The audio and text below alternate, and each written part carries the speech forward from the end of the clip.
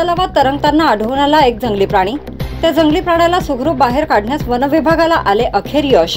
वणीतील प्रसिद्ध शिंगाळा तलावात दिनांक 25 ला दुपारच्या दरम्यान अचानक एक जनावर तरंगत असल्याचे दृश्य एकाला दिसले।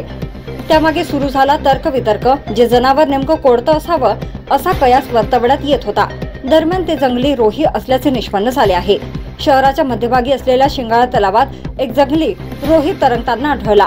अगोदर फक्त त्याचे डोकेच दिसल्याने डोक्याने परिसरातील जनतेला जणू तो वाघच किंवा हरिण असावा असा कयास वर्तविला जात होता।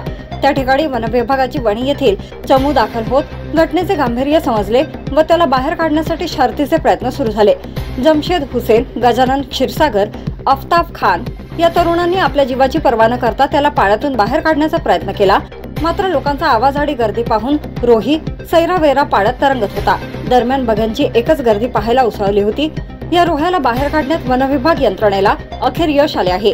कदाचित तो रोही पाणी पिण्यासाठी तलावाजवळ आला असावा आणि पाण्याचा अंदाज न आल्याने तो त्यात फसला असावा असा कयास वर्तवला जातोय। वडी न्यूज एक्सप्रेस ब्युरो रिपोर्ट।